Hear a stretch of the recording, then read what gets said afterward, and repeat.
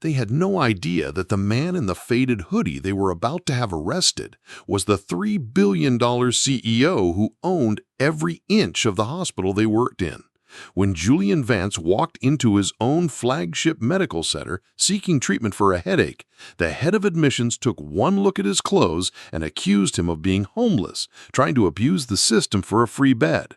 But what started as discrimination quickly escalated into something that would shock the entire healthcare industry. When the hospital administrator ordered security to physically remove Julian and ban him permanently with a trespassing charge, he had no idea he was about to destroy his own career. Because at the moment the security guard's hand touched Julian's arm, 4 simple words would change everything. Activate override code Vance-Zero-Zero-One. Red lights began flashing on every computer terminal as Julian revealed his true identity, and what happened next would transform how discrimination is handled in American healthcare forever. This is the story of how one man's experience with bias became a $50 million movement that would protect millions of patients across the country. Stay until the end to see how justice was delivered and why this story is being called the most important healthcare transformation in decades. They had no idea that the man in the faded hoodie walking through their pristine marble lobby was worth $3 billion and owned every square inch of the building they worked in. Julian Vance pulled his worn baseball cap lower as he approached the gleaming reception desk of Apex Medical Center, the crown jewel of his healthcare empire. But today, he wasn't here as the CEO who had built this company from nothing into a medical powerhouse that served millions of patients across the country. Today, he was just another person with a headache, seeking basic medical care. The irony wasn't lost on him. 6 months ago, Julian had stood in this very lobby during the hospital's grand opening, surrounded by cameras and city officials, proudly declaring that Apex Medical would revolutionize healthcare by treating every patient with dignity and respect, regardless of their background or ability to pay. He had personally overseen every detail of this flagship location, from the state-of-the-art equipment to the comprehensive staff training programs designed to eliminate bias in patient care. But numbers don't lie, and the quarterly reports sitting on his desk painted a disturbing picture. Patient satisfaction scores at this location had plummeted to the lowest in the entire Apex network. More troubling were the anonymous complaints flooding the corporate hotline, all describing the same pattern of discriminatory treatment based on appearance, race, and perceived economic status. Every single complaint had been marked as resolved by the local administration, yet the problems persisted and seemed to be getting worse. Julian rubbed his temples, feeling the genuine throb of a stress headache that had been building for days. The decision to conduct this undercover assessment hadn't been easy. As a black man who had faced discrimination throughout his rise in the business world, he understood the subtle and not-so-subtle ways bias could manifest in healthcare settings.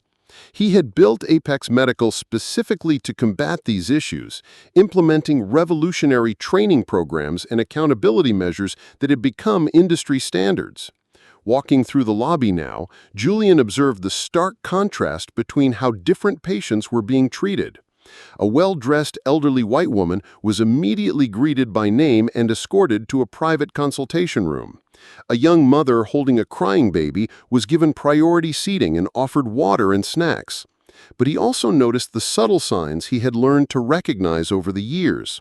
The way certain patients were made to wait longer, the tone of voice that shifted when addressing people who looked like him, the body language that communicated judgment before a single word was spoken.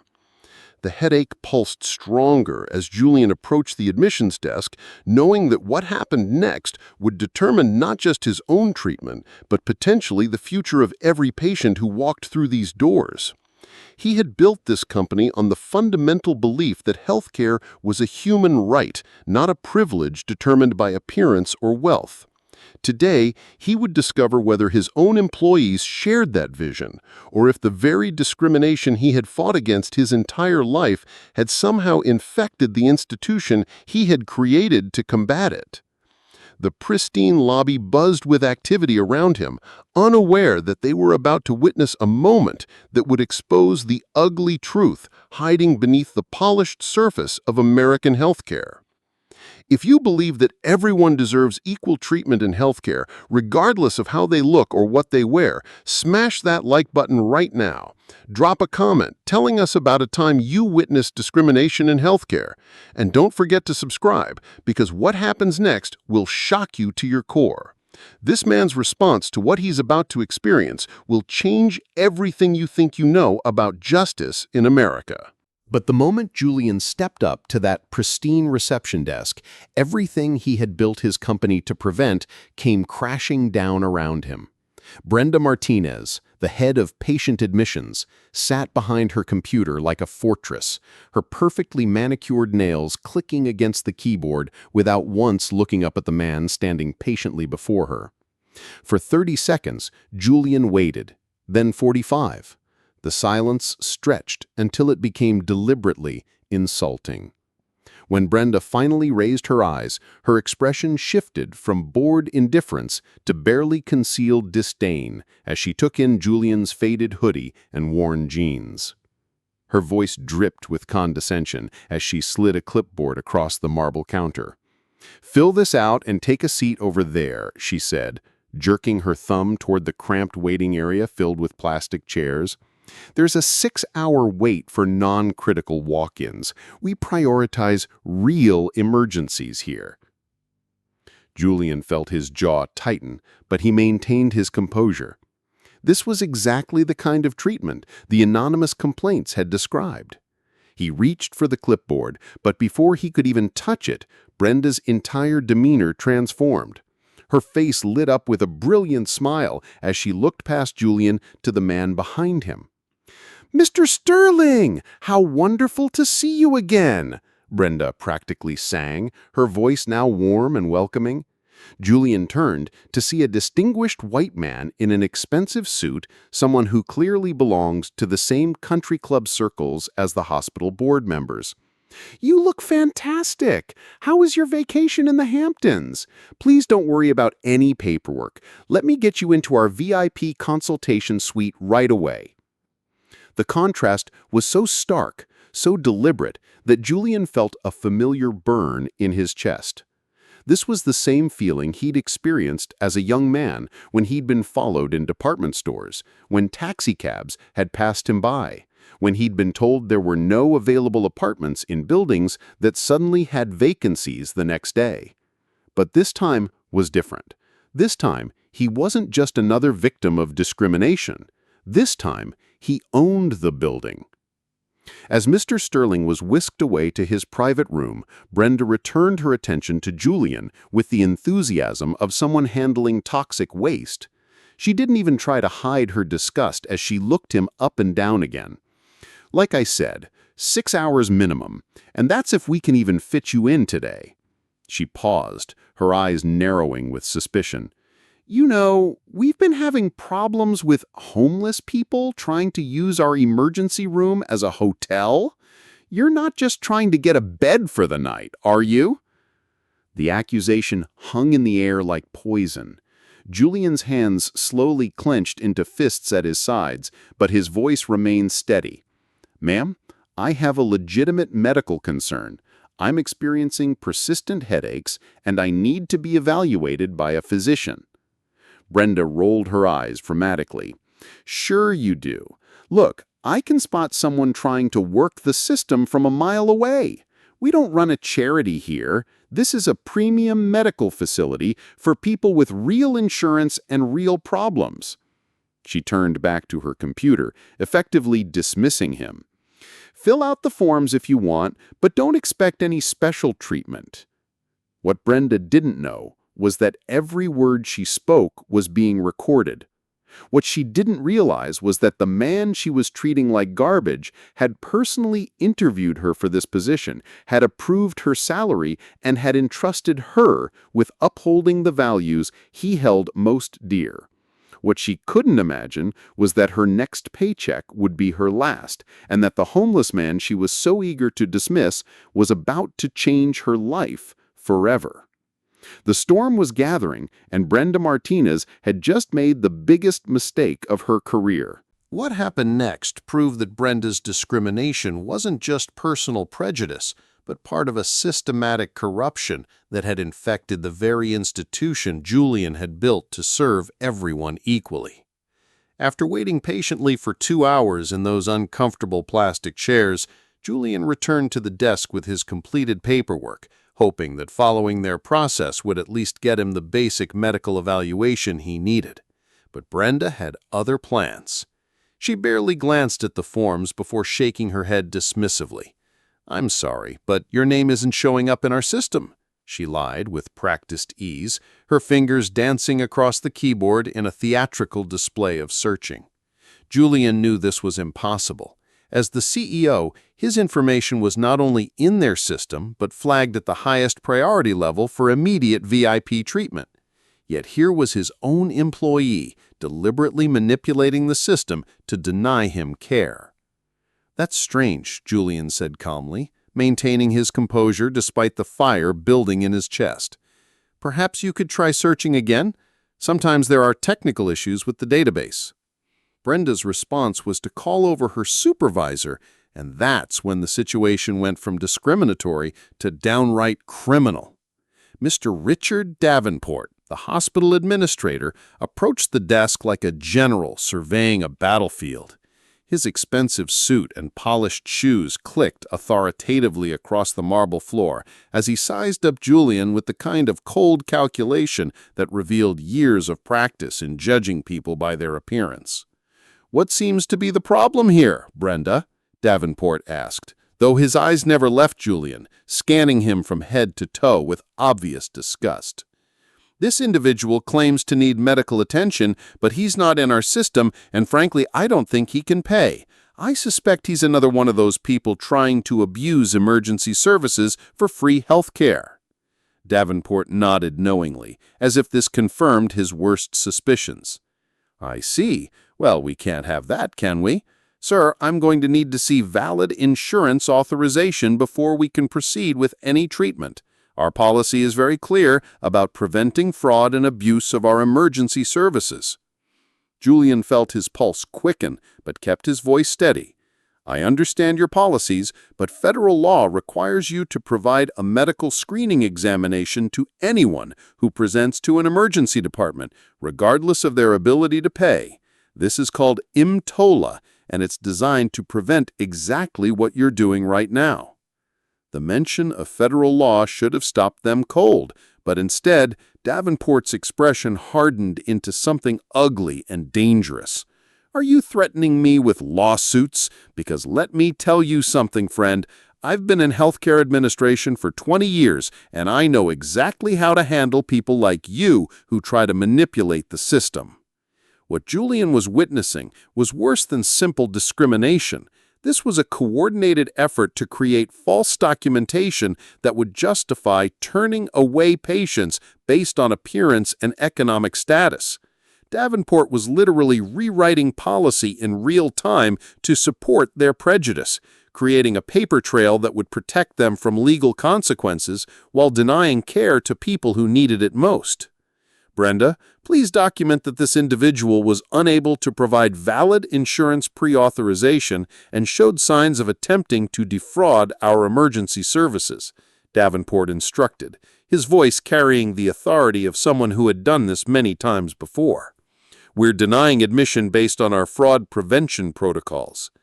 As Brenda typed up her false report, Julian realized he was witnessing the systematic corruption that had destroyed the dreams he'd built this hospital to fulfill. But what these two bureaucratic bullies didn't know was that every word they spoke, every lie they documented, every discriminatory decision they made was about to come back and destroy not just their careers, but expose a network of corruption that reached far beyond this single hospital. The trap was set, and they had just walked directly into it. But just when it seemed like corruption had completely consumed the hospital Julian had built with his own hands, a glimmer of hope emerged from the most unexpected place. As Davenport and Brenda continued their systematic assault on everything he stood for, a young nurse named Chloe Rodriguez had been quietly observing the entire exchange from her workstation behind the main desk. What she witnessed made her blood run cold. Chloe had been working at Apex Medical for only 6 months, but she had already seen enough to know that something was terribly wrong with how certain patients were being treated. She had watched Brenda turn away dozens of people who looked like her own family members, always finding creative excuses to deny care to anyone who didn't fit their narrow definition of a desirable patient. But this time was different. This time, she decided to act. While Davenport continued his intimidating lecture and Brenda typed up her fraudulent documentation, Chloe quietly accessed another terminal and ran Julian's name through the system herself. What she found made her heart skip a beat. Not only was Julian Vance in their database, but his file was marked with the highest priority designation she had ever seen. The system literally lit up with security alerts and VIP protocols the moment his name appeared on screen. Chloe's hands trembled as she realized the magnitude of what was happening. She approached Brenda's desk with careful steps, her voice barely above a whisper. "Brenda, I think you need to check the system again. This patient, he has a file. He's actually in our database, and we have to see him. It's required by our protocols." The look Brenda shot her could have melted steel. "Chloe, I've already checked multiple times. There's nothing there. Maybe you should focus on your own responsibilities instead of questioning your supervisors." But Davenport's response was even chilling. He stepped between them, his voice carrying a threat that made Chloe instinctively step backward. "Nurse Rodriguez, I suggest you return to your station immediately and mind your own business. This doesn't concern you, and interfering with administrative decisions is grounds for immediate termination." What none of them realized was that their entire conversation was being witnessed and recorded by Maria Santos, a woman sitting in the waiting area who had brought her elderly mother for treatment earlier that day. Maria had watched her own mother be subjected to similar discrimination, forced to wait hours for care that white patients received immediately. This time she wasn't going to stay silent. She pulled out her phone and began filming, capturing every word, every gesture, every moment of the systematic abuse unfolding before her eyes. But the most sophisticated surveillance system in that hospital wasn't Maria's phone or the security cameras mounted on the walls. It was the device in Julian's pocket that he had quietly activated the moment Brenda first dismissed him. With a subtle tap on his phone screen, Julian had initiated something he called the Apex Guardian Protocol, a revolutionary monitoring system he had personally commissioned after the first discrimination complaints began surfacing. The app was a masterpiece of hidden technology, designed to document bias in real time without alerting the perpetrators. It streamed live audio and video directly to Apex Medical's central compliance server, where every word was being transcribed, analyzed, and automatically flagged for immediate review by the corporate legal team. What Davenport and Brenda didn't know was that their entire conspiracy was being broadcast in real time to the very people who had the power to end their careers with a single phone call. As Julian stood there, maintaining his calm exterior while chaos swirled around him, he felt the weight of evidence building like a gathering storm. Chloe's courage in speaking up had revealed the depth of the cover-up. Maria's filming had captured the public face of their discrimination, and his own technology was documenting every detail of their criminal behavior. The trap wasn't just set anymore. It was about to snap shut with devastating force. The seeds of truth had been planted, and they were about to grow into a reckoning that would shake the very foundations of everything these corrupt administrators thought they controlled. If you're as outraged as I am watching this injustice unfold, hit that like button to show your support for people like Nurse Chloe who risk everything to do what's right. Comment below with fire emojis if you believe that discrimination in healthcare should be a crime, and smash that subscribe button because what Julian is about to do to these corrupt administrators will restore your faith in justice. Trust me, you won't want to miss what happens next. What happened next would push this already explosive situation past the point of no return, transforming a case of discrimination into something that would make national headlines and destroy careers forever. Julian had remained silent long enough, watching his own employees systematically dismantle everything he had built his company to represent. But when Davenport threatened to fire Nurse Chloe for simply trying to do her job with integrity, something inside Julian shifted from disappointment to righteous fury. Drawing upon years of experience fighting discrimination in corporate boardrooms and federal courthouses, Julian stepped forward with the quiet confidence of a man who had built his entire empire on knowing exactly how the law worked. His voice carried the authority of someone who had spent millions of dollars ensuring that hospitals like this one would never be able to turn away patients based on their appearance or perceived economic status. "Mr. Davenport," Julian said, his words cutting through the tension like a surgical blade, "I need you to understand something very important about federal law. The Emergency Medical Treatment and Labor Act requires that every person who comes to an emergency department receive a medical screening examination, regardless of their race, ethnicity, national origin, religion, sex, age, mental or physical disability, sexual orientation, gender identity, or ability to pay. What you're doing right now isn't just discrimination, it's a federal crime." The silence that followed was deafening. Julian's knowledge of healthcare law wasn't the stumbling recitation of someone who had Googled legal terms 5 minutes earlier. This was the precise, devastating accuracy of someone who had helped write hospital compliance policies, who had sat in congressional hearings on healthcare discrimination, who had personally testified before federal committees about the exact violations that were happening right in front of him. Davenport's face flushed red with a mixture of embarrassment and rage. He wasn't used to being challenged by anyone, especially not by someone he had already dismissed as beneath his notice.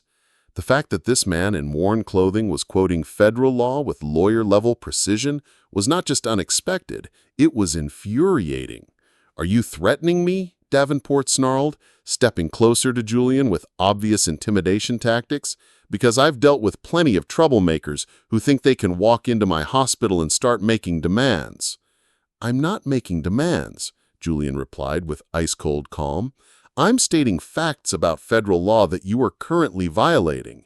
EMTALA carries penalties of up to $50,000 per violation, and willful neglect of emergency patients can result in criminal charges. Every moment you continue to deny me care based on my appearance, you're adding to your legal liability." The mention of specific financial penalties and criminal charges hit Davenport like a physical blow. This wasn't some random person making vague threats about discrimination. This was someone who understood the exact legal framework that governed hospital operations, someone who knew precisely which laws were being broken and what the consequences would be. For the first time since this confrontation began, Davenport felt a flicker of genuine fear. But instead of backing down, instead of recognizing that he was facing someone far more dangerous than he had initially assumed, Davenport made the fatal decision to escalate. His pride, his arrogance, and his deep-seated belief that he could intimidate anyone who challenged his authority drove him to cross a line that would destroy not just his career, but potentially land him in federal prison. "Frank," Davenport barked across the lobby, his voice echoing off the marble walls like a gunshot. "Frank, get over here right now." Frank Morrison, the hospital's head of security, was a former police officer who had been hired specifically because of his imposing physical presence and his willingness to remove undesirable patients without asking too many questions. He approached with the slow, deliberate stride of someone who had done this many times before, his hand already moving toward the handcuffs on his belt. "This man is being disruptive and threatening our staff. Davenport announced loud enough for everyone in the lobby to hear. "I want him removed from the property immediately, and I want him cited for trespassing so he can never come back to this hospital." The words hung in the air like a death sentence. What Davenport had just ordered wasn't just the removal of a patient seeking medical care. It was the creation of a permanent criminal record that would prevent Julian from ever receiving treatment at any hospital in their network. It was systematic, premeditated discrimination designed to punish someone for having the audacity to know their legal rights. As Frank's heavy footsteps approached, Julian felt the weight of this moment settling around him like destiny.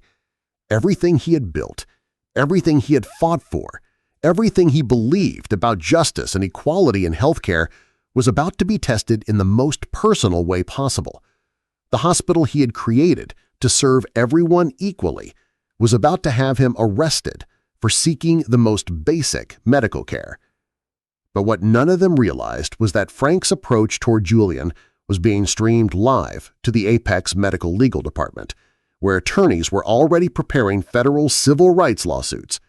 What they didn't know was that Maria's phone was capturing every word for social media, where it would be seen by millions of people within hours. What they couldn't imagine was that the man they were about to arrest was the same person who signed their paychecks, owned their building, and had the power to shut down their entire operation with a single phone call.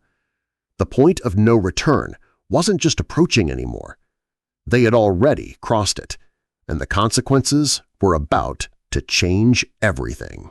But at the exact moment Frank's hand reached out to grab Julian's arm, something extraordinary happened that would be replayed millions of times across social media and become the defining moment of justice that America had been waiting for. Julian looked directly into Frank's eyes with the calm authority of a man who had never been intimidated by anyone in his entire life, and spoke words that would stop the security guard dead in his tracks. "Don't do this, son," Julian said, his voice carrying the weight of absolute certainty. "You are following an illegal order, and if you put your hands on me, you'll be committing assault under federal civil rights statutes. I'm giving you one chance to step back and think about what you're really being asked to do here." Frank hesitated, something in Julian's tone penetrating through years of following orders without question. This wasn't the voice of someone who was afraid. This wasn't the pleading of someone trying to avoid trouble. This was the commanding presence of someone who was used to being obeyed, someone who spoke with the kind of authority that came from a lifetime of making decisions that affected thousands of people. But Davenport was too far gone, too invested in his power play to recognize the danger he was walking into. "Frank, I gave you a direct order!" he shouted, his voice cracking with frustrated authority. "Arrest this man for trespassing and disrupting hospital operations. Do it now or you'll be looking for a new job tomorrow." The ultimatum hung in the air like a death sentence, but instead of compliance, it triggered something that no one in that lobby could have possibly anticipated. Julian reached into his pocket not for identification or a lawyer's business card, but for his phone. With deliberate, measured movements, he pulled out the device that would change everything. His fingers moved across the screen with practiced precision, entering a code that had never been used before in the history of Apex Medical Corporation. "Activate override code Vance-Zero-Zero-One," Julian said, his voice now carrying the unmistakable authority of supreme command. The effect was instantaneous and devastating. Every computer terminal at the nurse's station began flashing red warning lights. Brenda's screen froze mid-sentence as she was typing her fraudulent report. Davenport's administrative access was immediately revoked. Security cameras throughout the building began recording at maximum resolution. The hospital's central communication system activated, broadcasting Julian's location to every department head in the building. "What is that?" Davenport stammered, staring at his computer screen as error messages cascaded across the monitor. "What's happening to our systems?" Julian turned to face him with the cold precision of a surgeon making a final incision. The transformation was now complete. Gone was any pretense of being an ordinary patient seeking care. Standing before them was a man who commanded a $3 billion empire, who employed over 50,000 people, who had built his company from nothing into one of the most powerful healthcare organizations in America. "That's the CEO's personal emergency command protocol," Julian said, his voice now carrying the full weight of his authority. "It's designed to immediately document and preserve evidence when criminal activity is detected in any of our facilities. Every word you've spoken, every discriminatory action you've taken, every illegal order you've given has been recorded and transmitted to our legal department, our board of directors, and federal regulatory authorities." The silence that followed was so complete that the only sound in the entire lobby was the humming of the air conditioning system. Brenda's face had gone completely white. Davenport's mouth was opening and closing like a fish gasping for air. Frank had taken several steps backward, his hand moving away from his handcuffs as if they had suddenly become radioactive. "My name is Julian Vance," he continued, each word landing like a hammer blow. "I am the founder and chief executive officer of Apex Medical Corporation. I personally designed this hospital. I hired every department head. I approved every policy you violated. I sign the paychecks that pay your salaries." He paused, letting the full weight of revelation settle over them like a shroud. "And you are standing in my hospital." The power shift was so sudden and complete that it seemed to alter the very physics of the room. Suddenly, the man they had been treating like garbage was revealed to be the most powerful person in the building. The patient they had tried to deny care was actually their ultimate boss. The person they had threatened with arrest owned everything they could see. Brenda made a small choking sound as the reality hit her. She had spent the last 3 hours systematically humiliating and discriminating against the person who had the power to end her career with a single word. Davenport's face had gone from red with anger to gray with shock as he realized that every threatening word he had spoken had been directed at the man who could destroy not just his job but his entire professional future. Frank was the first to find his voice, and when he spoke, it was barely above a whisper. "Sir, I didn't know. I was just following orders. I never would have—" "But you were about to. You were about to assault a patient seeking medical care because your supervisor ordered you to commit a federal crime. The question now is whether you're going to continue following illegal orders or whether you're going to start thinking for yourself." The revelation was complete, but the reckoning had only just begun. Everything they thought they knew about power, about authority, about who could be dismissed and who commanded respect, had been turned upside down in a matter of seconds, and now they were about to learn what justice looked like when it came from someone who had the power to make it absolute and immediate. What followed was the most swift and devastating delivery of workplace justice that anyone in that hospital had ever witnessed, proving that when discrimination is exposed at the highest levels, consequences can be both immediate and life-altering. Julian didn't need to make angry speeches or dramatic threats. He simply activated the systems he had built into his company specifically to deal with situations like this. And those systems responded with the precision of a military operation. "Your access to all Apex medical systems has been permanently revoked," Julian announced, his voice carrying the finality of a judge delivering a sentence. As he spoke, Brenda watched in horror as her computer screen displayed a message that would haunt her for the rest of her career.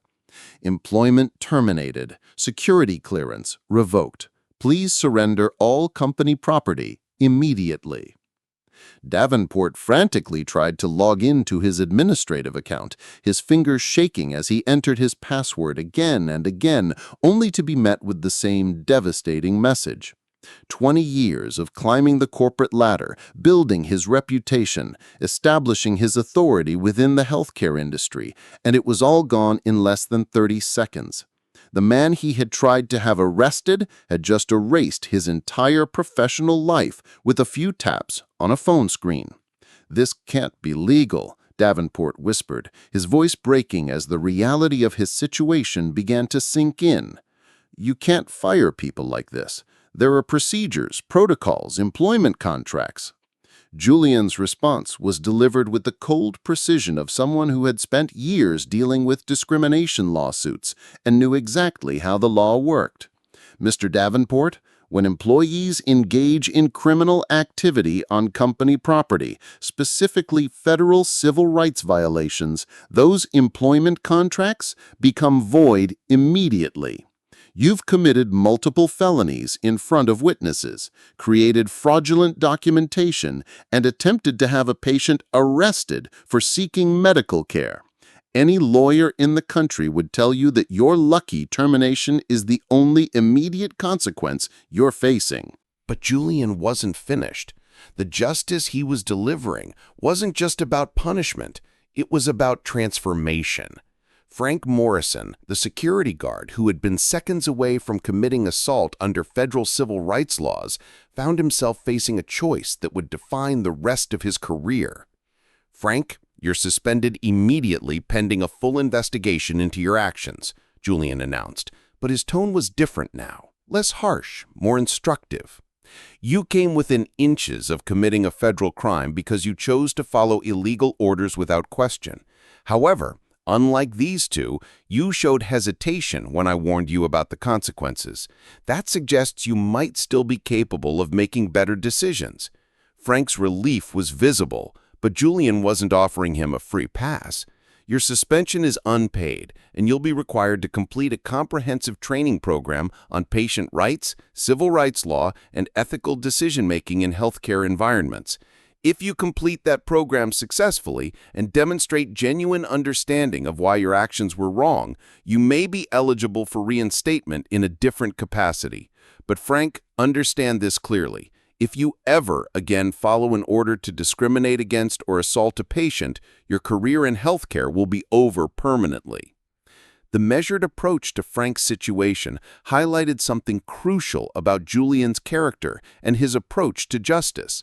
This wasn't about revenge or cruelty, it was about creating real change in how people thought about discrimination and authority.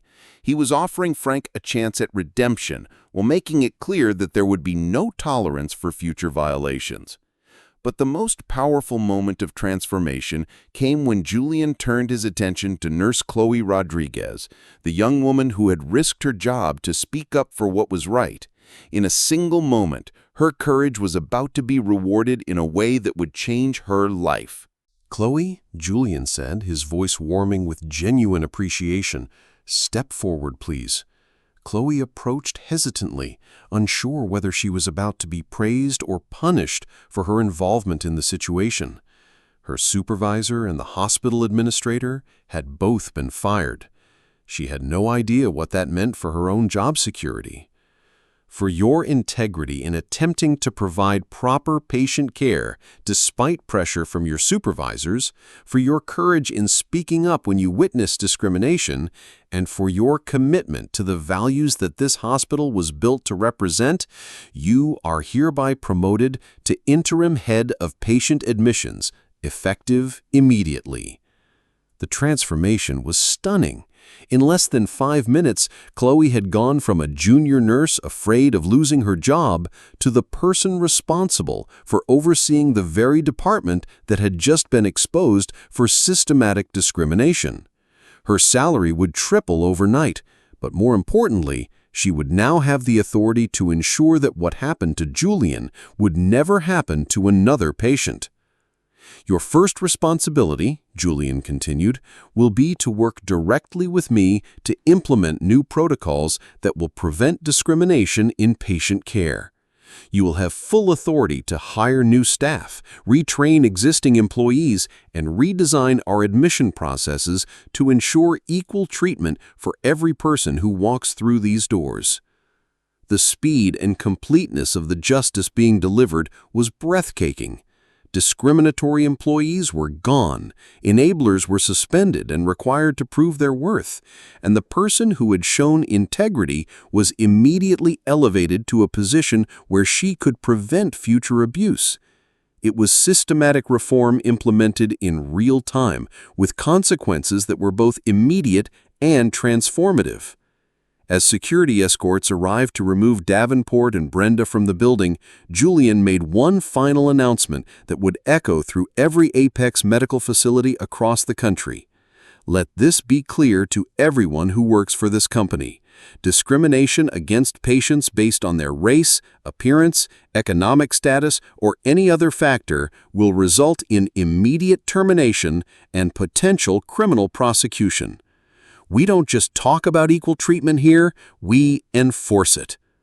The message was unmistakable, and it would spread through the entire healthcare network within hours.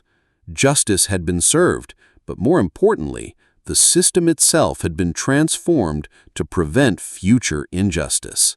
But what happened next proved that true justice isn't just about punishment, it's about transformation that creates lasting change for generations to come. As the dust settled from the most dramatic workplace reckoning anyone in that hospital had ever witnessed, Julian Vance faced a moment that would define not just his company's future, but potentially reshape how healthcare discrimination is addressed across the entire American medical system. Instead of simply walking away after delivering justice, Julian did something that elevated this story from a tale of personal revenge to a masterclass in systemic reform. He turned to address not just the staff who had witnessed the confrontation, but every patient, visitor, and employee in that lobby.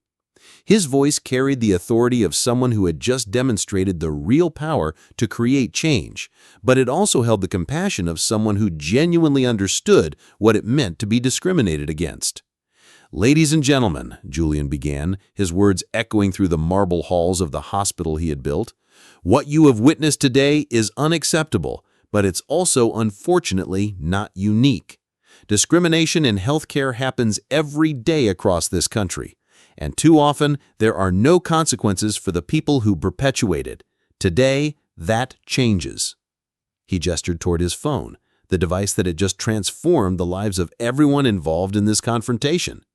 The Apex Guardian protocol that you've seen activated today isn't just a tool for this hospital.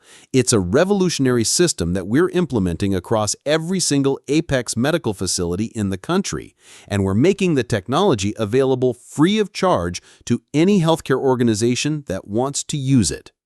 The implications of this announcement were staggering. Julian wasn't just fixing a problem at one hospital, he was creating a nationwide surveillance and accountability system designed to detect and prevent healthcare discrimination in real time. The technology that had documented Brenda and Davenport's criminal behavior would now be deployed to protect millions of patients across thousands of medical facilities. This system uses artificial intelligence to analyze speech patterns, behavioral indicators, and treatment protocols to identify potential bias in patient care, Julian explained, his voice growing stronger with each word. When discrimination is detected, it immediately alerts supervisors, documents evidence, and ensures that patients receive proper treatment regardless of their appearance, race, economic status, or any other factor.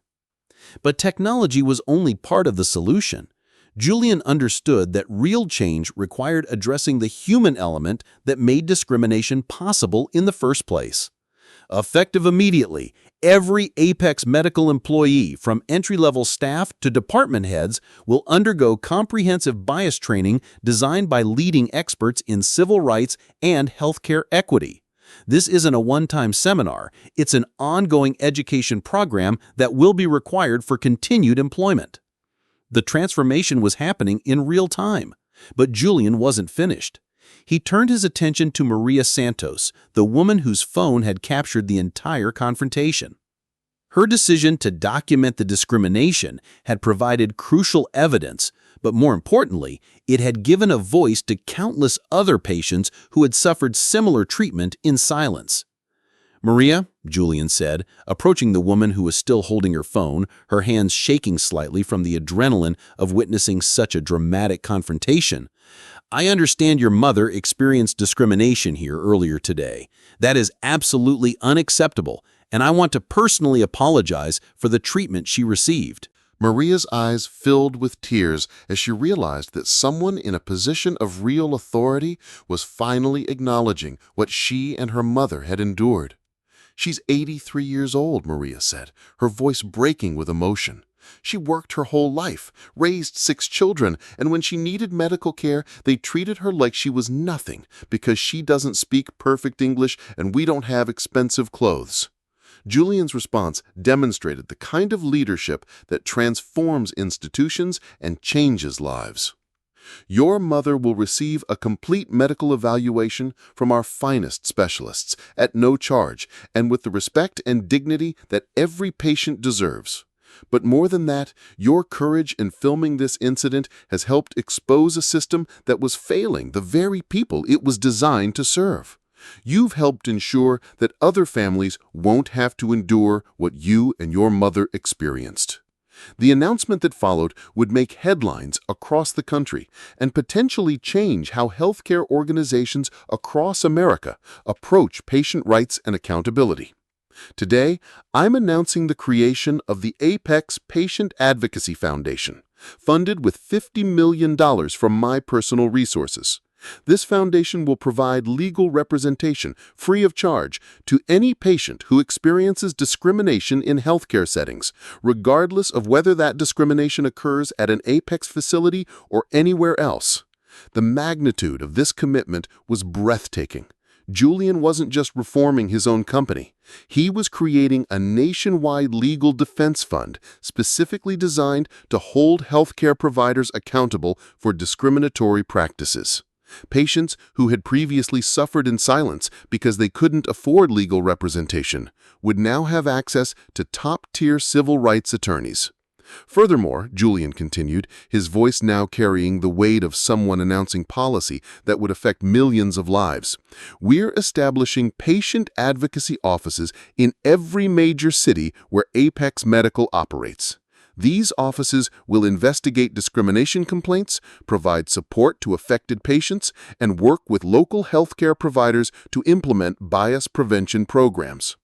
But perhaps the most powerful moment came when Julian addressed the broader implications of what had happened. The healthcare system in this country has failed too many people for too long. Discrimination based on race, appearance, language, or economic status isn't just morally wrong, it's a public health crisis that damages our entire society. What happened here today and what we're implementing to prevent it from happening again is just the beginning of a larger transformation. The vision Julian outlined wasn't just about corporate policy or legal compliance, it was about fundamentally changing the culture of American healthcare. Within 5 years, I want every patient in America to know that when they seek medical care, they will be treated with dignity and respect, regardless of who they are or what they look like. The technology we're developing, the training programs we're implementing, and the legal protections we're providing will become the new standard for healthcare across this country. As Julian concluded his announcement, the transformation was complete. What had begun as a simple test of his own hospital had evolved into a nationwide movement for healthcare equity. The discrimination he had experienced personally had catalyzed a systematic response that would protect countless other patients from similar treatment. The man who had been refused care because of his appearance had just launched the most comprehensive anti-discrimination initiative in the history of American healthcare. And for Maria, for Chloe, for Frank, and for millions of patients across the country, the promise of equal treatment was no longer just an aspiration. It was becoming a reality, backed by technology, training, legal protection, and the unwavering commitment of someone who had the power to make lasting change. Julian Vance's story reveals a truth that every person in America needs to understand. Discrimination in healthcare isn't just about individual prejudice. It's about systems that allow bias to flourish unchallenged. What makes this story so powerful isn't just that justice was served, but how it was served. Julian didn't just fire the people who discriminated against him. He built a nationwide infrastructure to protect every patient who might face similar treatment in the future. From an insider's perspective, this story exposes something healthcare executives rarely admit. Bias training and corporate policies mean nothing without real accountability and immediate consequences. Julian's $50 million Patient Advocacy Foundation and the Apex Guardian Protocol represent the first time in American healthcare history that a major corporation has put its money and technology where its mission statement is. This isn't about charity or public relations. This is about creating permanent systemic change that makes discrimination financially and professionally suicidal for healthcare providers. The lesson here transcends healthcare and speaks to anyone who has ever been judged by their appearance, their accent, or their economic status. When you have the power to create change, whether that's speaking up like Nurse Chloe, documenting injustice like Maria, or building solutions like Julian, you have a responsibility to act. The difference between experiencing discrimination and transforming it into justice is what you do with the moment when you have the power to respond. What Julian Vance accomplished in a single day at his hospital will protect patients for generations. But more importantly, he proved that the most powerful response to discrimination isn't anger or revenge. It's creating systems that make such treatment impossible for anyone else to experience. He turned his personal pain into a public solution, and in doing so, he showed us all what real leadership looks like when it's backed by both resources and moral courage. If this story of justice and transformation moved you, hit that like button to support content that exposes real-world discrimination and celebrates the people who fight it. Drop a comment below telling us about a time you witnessed someone standing up against bias, or share how this story changed your perspective on healthcare equality. And if you believe that everyone deserves equal treatment regardless of how they look or where they come from, smash that subscribe button and ring the notification bell, because we're bringing you more incredible stories of ordinary people doing extraordinary things to create justice in a world that desperately needs it. The next story might be even more shocking than this one, and you won't want to miss it.